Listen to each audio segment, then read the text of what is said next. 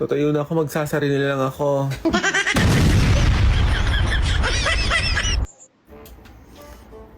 Yung asawa mo, lagi nakahawak. Oh no! Tuwing umaga. Harapet. Hindi naman ginagalaw. Ang sakit sa puso. Gumising ka na dyan. Tuwi-tuwi na lang.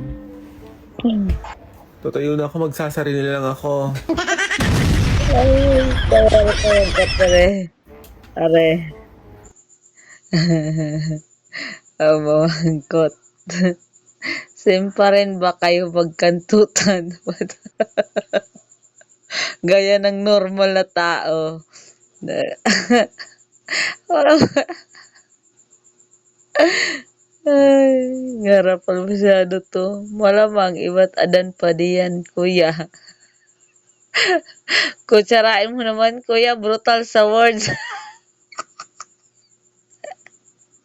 Para naman dito kagi naman. Kayo po. Tapos ano pag isa, hype ka magtanong, garapal na. So, tali sa pa, kalimit ng utak. Ay, isa, pambata ba tong gantong content, ma'am? Ay, isa, common sense ba?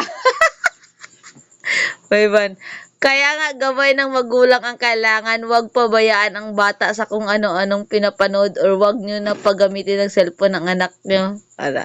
Nasa isa naman, basa bunganga eh. Isa, tinanong mo ko, yung comment mo pang bata ba? Yeah. Natural, tanga, spotted. Ay, bakit? Kahapon ka lang ba pinanganak para maging ignorante ka?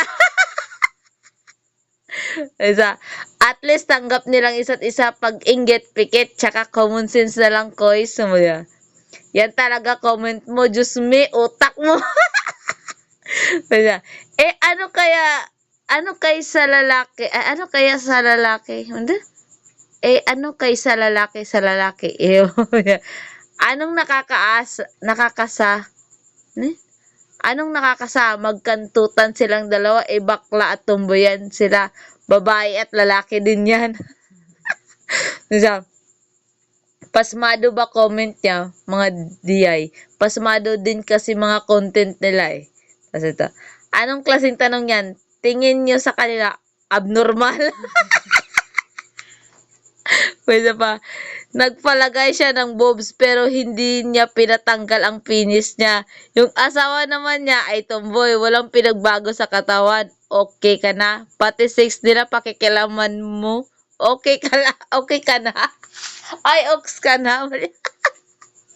Gago, wala.